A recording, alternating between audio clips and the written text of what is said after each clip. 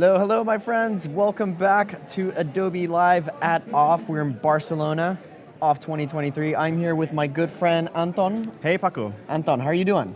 Good. Like, it's the last day at OFF. Everybody looks a little bit more tired than on the first day, obviously. This is true. But yeah, it's so good to be here. Sun's shining. It's really warm. So yeah, nice last day of the conference. Beautiful weather in Barcelona. As I said, we are live. This is the last day at OFF. So for all of you that have been joining us, thank you so much for being with us the past 2 days. This is day 3. It's going to be our last day. And we're going to be having a quick conversation with Anton, who is the product marketing manager for video in Europe. So we'll get to you in just a second. I do want to say hello to my friends in chat. I see Sean, Oliver, Vasava Artworks. Thank you so much for joining us, guys. Again, any questions you have, pop them in the chat. I'm always looking at it. This is a two-way conversation. We're here to chat with you all as I talk to Anton.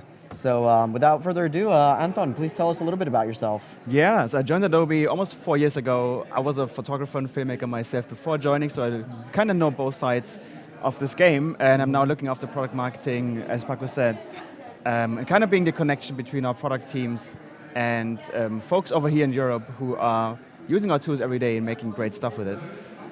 Awesome, good stuff.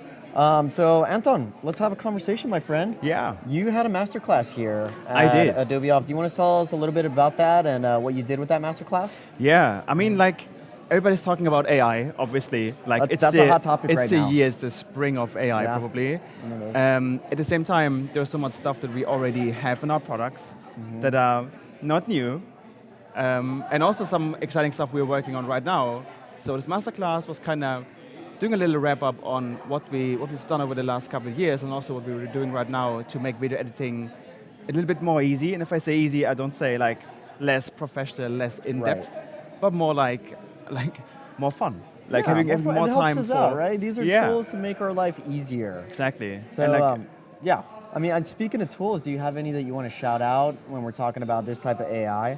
So I do want to make a distinction real quick though, right? Yeah. There's like the generative AI, which I think has been all the buzz. I mean, it's stuff that you see with like Midjourney, Adobe. We just announced our own version of it, which is Adobe Firefly. But then we have AI that we like to call Adobe Sensei, and that's the stuff that Anton is talking about. So those are things that make life easier. You know, back in the day, and I know I don't want to give spoilers, but we're going to talk about the remix feature in Premiere that some of you may know has been in Premiere, some of you may not. It has been around in Audition, but it is in Premiere now. And you know, those are the type of things that have just made it easier. I mean, I remember the days when I used to make short sizzle reels. I mean, you got to do a 30-second cut, you have a video, you got to find the perfect loop, you got to fast forward one frame, make sure it sounds all right. But there are tools that make that easier, right? It used to be so hands-on, it used to be so tedious, but it's just one of those things that through the help of Adobe Sensei, it makes life way easier. Exactly. It's like these things, like probably every pro knows how to do it. Like, you can tag your beats, you find your phrases, doing a little like searching, like, hey, where's the best part? Like, do I want to keep the end? Do I want to keep the beginning? Do I want to create kind of a new song out of what I have? Right. It's fun once, it's very fun another time and a third time, but then like it gets super tedious, and if you, like, as you say, like, have to pump out videos all the time, like maybe even dozens a day, as a freelancer or as a creative company, then it's just super tedious and it's not fun at all. So it's these things that really like take your time and don't really allow you to be more creative, don't really allow you to look at your editing and refine it. But like same like transcription, for example, another spoiler alert, like transcribing a video, it does work, but it's so much effort, it's so much time, and it can be really annoying. So reducing this kind of stuff with, I'd love to call it like assistive AI. I don't even know if that's a thing, but like assistive AI is like just helping you with these very specific things. So for example, the remix tool in Premiere Pro that you just mentioned, that has been around in Audition for quite a long time, but now we brought it into Premiere Pro last year. It can only do music, but it can do it really well. We can show it in just a second. And in like 99% of cases, you won't even notice it because it just does such a good job. Then we have generative AI, which does something new. Like, it hallucinates new stuff. That's such a crazy term to like think about. Like, it hallucinates new images. I mean, that's a thing. It is so exciting. It's so important to do it ethically and the right way. And then, like, on the right end of the spectrum, there is this like general AI, which you see in Hollywood movies, which kind of maybe at one point will take over the world. Maybe at this point will never happen. But like we're not talking about the first thing, which is this assistive technology that takes away some of these tedious tasks. Yeah, and honestly, it's like I've always heard this term through my life in video production is we want to work smarter, not harder, and I think those assistive tools allow us to do that. Right? Exactly. Instead of spending 30 minutes trying to like remix an audio track, it can honestly be done in seconds. It's crazy. All right, let's stop talking about this. Let's actually see it in action. Yeah. Do we actually want to see the remix feature in action? Yeah, let's do it. So like So- we have a clip that you shot, I think. I wish I shot this. Oh, you wish? This is just stock. I got this stock from Premiere. Awesome. So we have this beautiful stock shot, and like let's find a soundtrack that makes sense. And if you go to Essential Sound over here and hit the Browse tab, you have a lot of stuff to choose from. There's plenty of filters that you can use to like go for your favorite source. There's stuff like Epidemic Sound, for example, and many others, or like the energy that you want to have, or the mood and the genre. And you can just play these back, and it'll do it in real time to your sequence. So if I hit playback on this one, for example, it will directly play back with your video.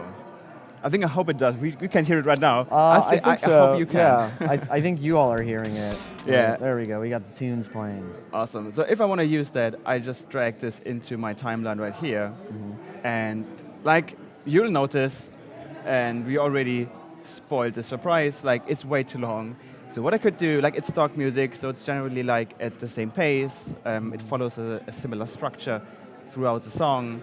So it would be quite easy for me to go in and do it manually, but still like it would take me maybe 20 minutes, half an hour, maybe even longer. Yeah, even longer.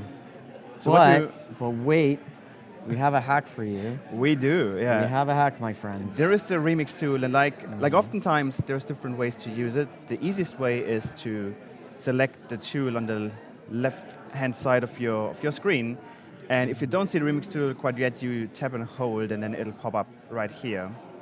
And you just grab the song and resize it to this length. It'll think about it. Like one time it'll think about it. It's happening. Did you see It's that? happening. Did you see how quick that was? It was super quick. Yeah. And it's all done on your machine locally. So like even on a plane, you can do it. You don't need any internet. Yeah, you see these zigzag lines. It's where we made the cuts. And you also realize that it's not hitting it perfectly. And that's because like it's music. So it follows like a structure of beats, and they have a certain length depending on the speed of the song. So if you, like, it won't get it, if you need a 30-second song, it won't give you 30.0 seconds because that's just not possible with music.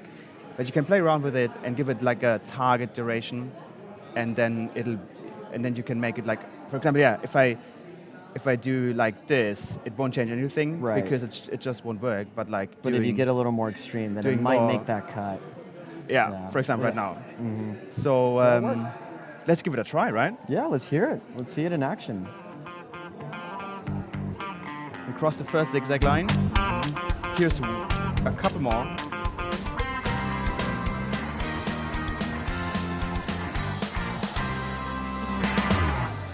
Boom. Yeah. Look at that. It's perfect, and it still has the beginning and the end. Right. Which like typically you want to have this. If you want to go like in depth and create your own stuff, you still can.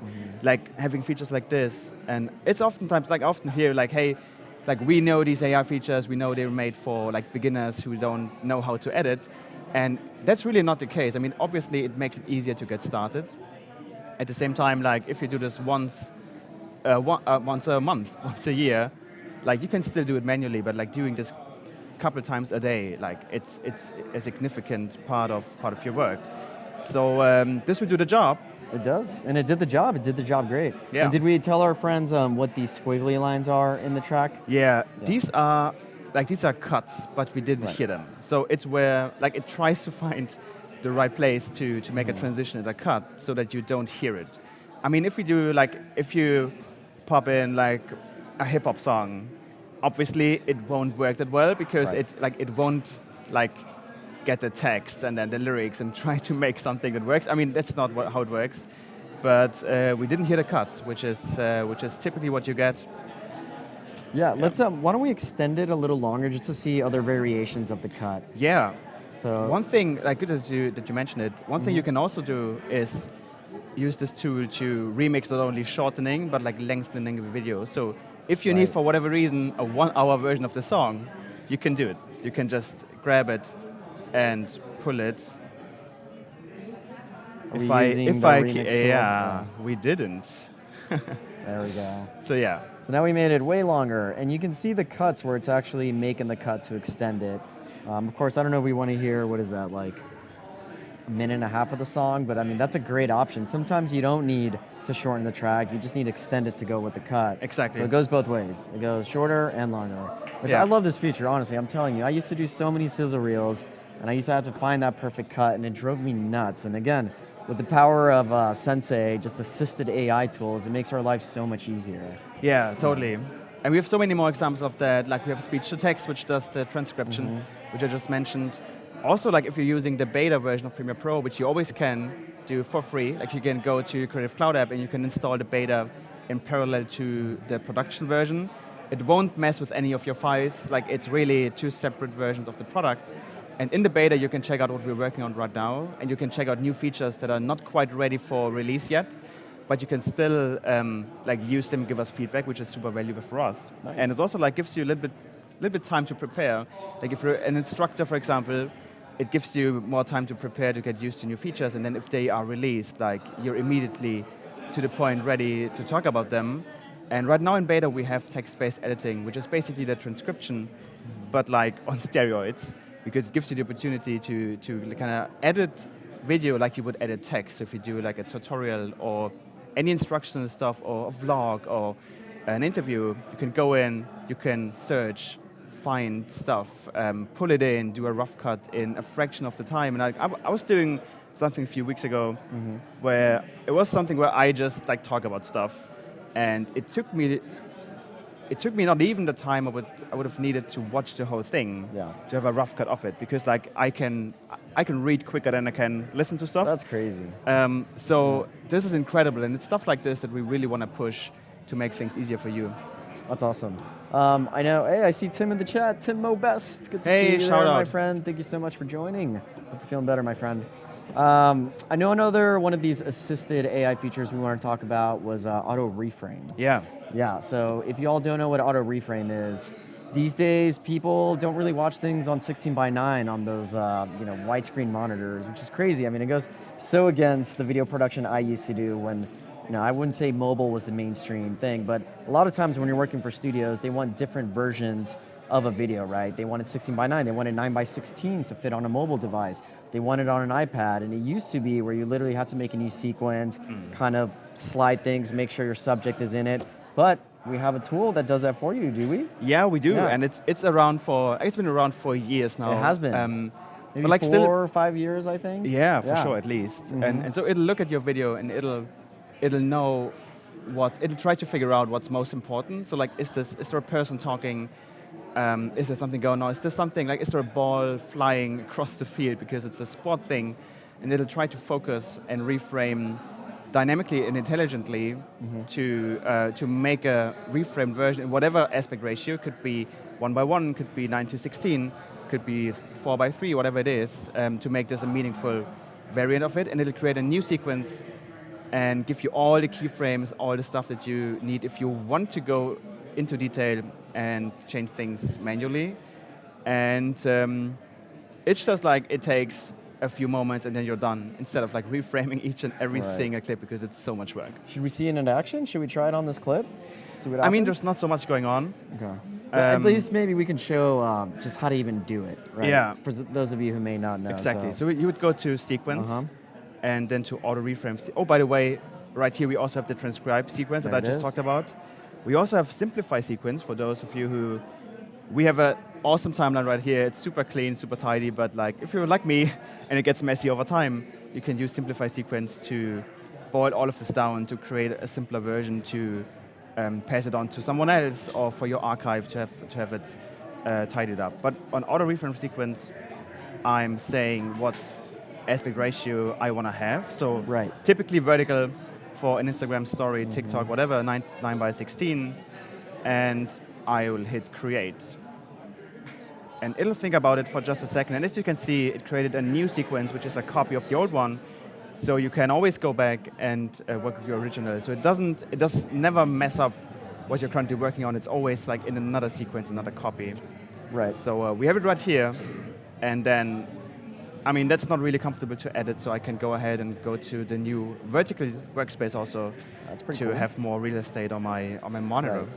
And it kind of figures out where the action is, where the focal subject is. So right now we have a static shot, so it makes sense for the auto reframe sequence to just be on this one shot. But let's say we originally shot 16:9 of a snowboarder kind of going down, and he's moving, he or she is moving left to right of the frame.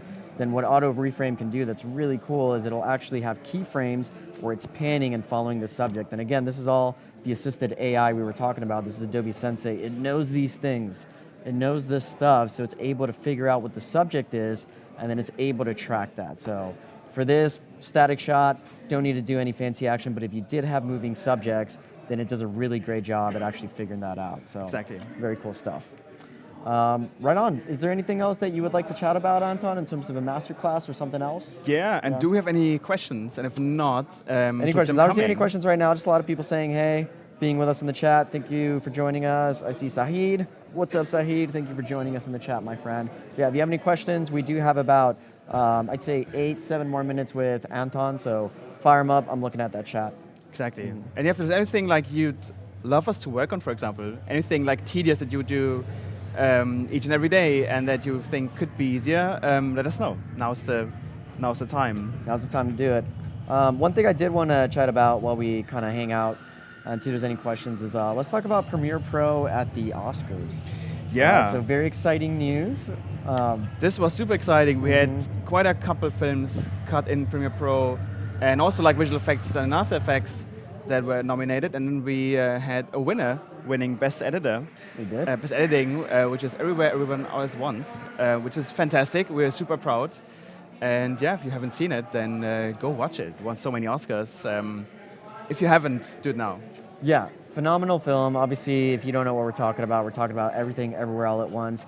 It won Best Editor, it won Best Picture, but it was cut with Premiere Pro. Yeah, it was. So very cool stuff to see. Very powerful tool. Yeah. One thing I want to call out, like, I see, like, if you go to user groups and forums, like, obviously AI is not the only thing people talk about. It's only about, like, also about stability, performance, and so on. And I just want to call out, like, if we're talking about stuff AI-based that we're working on, this doesn't mean that we are not working on anything else. Like, in fact, it's the opposite. And, like, I think Premiere Pro has never been so stable as it is right now. Yeah, 100% agreed. That's really something. I also want to give a shout out to our teams because they do an incredible job making things better for us all and building a product that's reliable and stable. And yeah, that's like, for every release, it's really stuff that gets better, which is awesome. 100% agreed. We do have a question in the chat. Someone from chat is asking, when can we see more of your work, Anton? Yeah, that's a good question. Yeah, great question. Honestly, I want to know that too. We're chatting a little bit about this. So. Yeah, so I started with photography in my career and then went to film production, had an own production company, then moved more to like a consulting, shooting with your smartphone kind of thing, then joined Adobe. So I feel like right now I'm going back to where I came from originally, which is photography. And I'm now carrying my old Canon with an analog film, an awesome, actually, motion picture film, bright codec. And that's what I'm working on right now. Like, it's photography. Amazing. It's not really videos, which is a shame. Maybe I should do some more videos again. If you want. But I think photography, especially film photography, is like, it's such a conscious way of like looking at your surroundings, looking at the world, and then like capturing these 36 photos that you have on a budget. Yeah. To then get back. It's something I really enjoy. I feel I've taken a little bit of that, so I also do photo work and I love it, but I always try and practice like photo and video, and I think the way that I've like blended those two is through the work of time lapses. You know, I think that stuff is so fun. It's like you're doing photography, but then you can like bring it into After Effects and make it into time lapses, and it's a good way to blend those two things that I love, because I feel like us as video creators, we naturally do photo as well, so it's like a good hybrid. Yeah, totally. Cool. Cool. Right on. So we got about 3 more minutes. Yeah. Anything else you wanted to chat about? For Anything sure. top of mind? So And we got talked about. We got time for questions too. If there's one. a few more questions. So. Awesome. So we do have stuff in our flagship products like Premiere Pro, like After Effects. There's also stuff that we are trying out, like new stuff that our research teams are working on that's, for example, browser-based. And there's also, if you go to labs.adobe.com, you can find like a selection of things where you can request access and play around with it. And one maybe even famous example is Adobe Podcast, which has this feature. I have tried that. It's called Enhanced Speech, goodness. and it's incredible. I have tried it. So it's that's magic. also like, if you're interested, if you're a nerdy guy like me, I think like you as well. 100%. Go check this stuff out, because this is also stuff from the future we're working on right now, and it's incredible what it can do. And so if you want to be like on top of what we're working on, check out the beta, check out these labs things, the research projects, and yeah, there's a lot of stuff going on. Yeah, I want to highlight what you just said with the Adobe Podcast. That is magic. I mean, we talking about assisted AI, like I don't know the voodoo magic behind it, but it is amazing what it does. I mean, honestly, so it's, what is it, lab.adobe.com? Labs.adobe.com. Labs.adobe. Go there, check out Adobe Podcast. If you have some audio and you recorded it, there's a bunch of noise in the background, or they're on a train, and you think, oh man, I can never use this in post, I can never use this in a podcast, I can never use it in a video, put it through their filters where it says enhanced speech. It is gonna blow your mind in what it can do. I'm not even kidding, folks. Like, yes, I work for Adobe, but as a person that doesn't really do audio, I mean, Tim's the audio guy in the chat, I mainly focus on video. These tools, the things they're working on, the things that they can do with audio just blows my mind. So thank you for shouting that out, because I'm a believer. That stuff works really, really well. It's amazing. It's good stuff. Yeah, totally. Yeah. Right on. Okay, so we're just about to wrap up here. So thank you all for joining us. We have a full set of live streams coming on. Up next, we have Tina Tooley, the amazing graphic designer. It was actually one of the first shows that I did when I started this job about 4 or 5 years ago. She's amazing. She's coming up with our very own Clara. So don't go anywhere. We will be right back.